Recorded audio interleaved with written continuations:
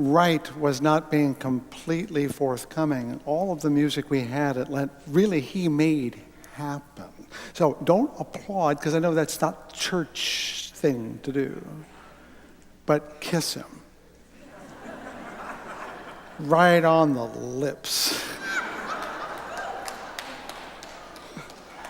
I know I have, and it's good. All right. We had a wild week here at Old Fountain Street Church. At least I did.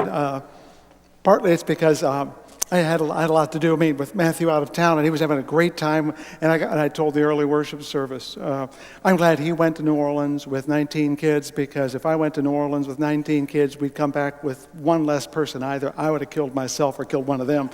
So, and that's just doing the numbers. I don't know which one I'm talking about here. So bless you. 1,000 blessings be upon you and all the other adults that went along. And you'll hear more about them, I'm sure, because they were fired up by it. But while he was gone, that left Patrick and I to keep a lid on the place. And we can't keep a lid on Fountain Street Church. It bubbles up all the time. And then I had extra stuff going on this week. I had to buy a car. My younger son, who was in the house, hey Steve, has got a job. I love that. But he needs a car.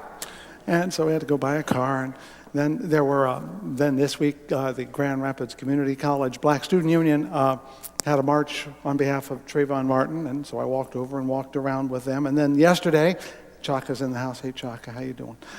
She and a few friends did another march from Take Hold Church, which is down near Goodwill, and we came back up to the middle of town. And in retrospect, Saturday, not our best shot. There was hardly anybody on the street, but we shouted along, and you helped us out, and that was great too. And then there was a memorial service on Saturday, and it doesn't matter who it is, our heart breaks a little bit each time. And then on Wednesday, it was a nice day, and we were down at Rosa Parks Circle this time for marital justice. So we put some, we wore up some shoe leather this week, and it's all good, but I'm tired. And then there was Friday, and Good Friday service, which for very few people was very important, including myself.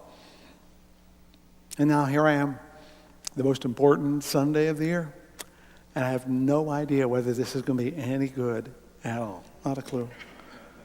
All that hot and cold stuff. I've been thinking about this for weeks and weeks, trying to make it work, and you worry something to death sometimes, and other times it just falls into place you don't know, and that's because you have to help me.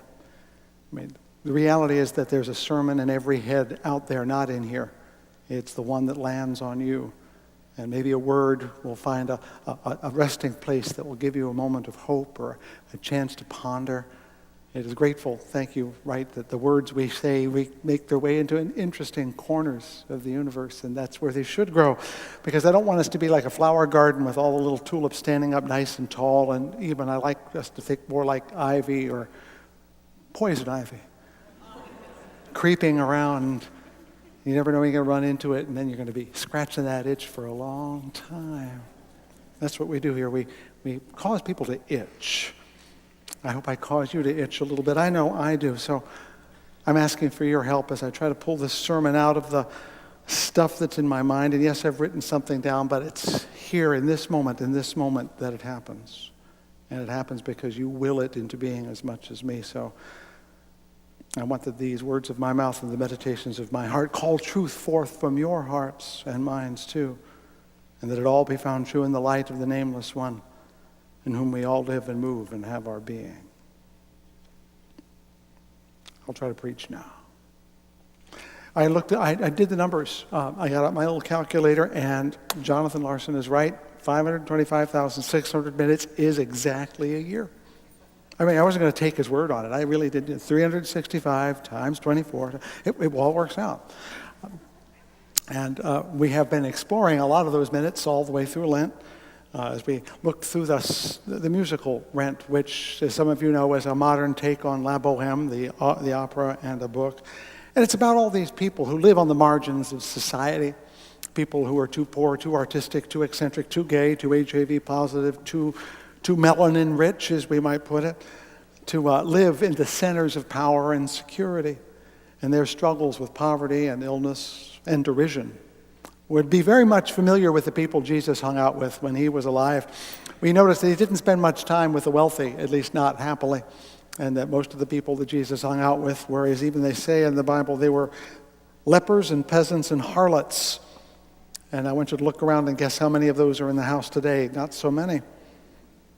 So we are far away from that world, and looking at Rent maybe through the rose-colored glasses of music helps us to remember that the fictional folks that we see in the gospel story were real people at some point who were dirty and tired and sick and frightened and occasionally hopeless.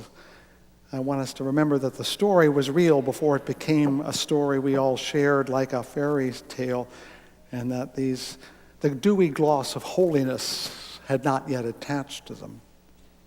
But I want to talk about the time thing, the minutes, the idea that somehow we are limited in the time we are upon the earth, which makes a great deal of sense from experience. You know, those minutes keep going even when we're asleep. Tick-tock, tick-tock. Happy or sad, the minutes go by.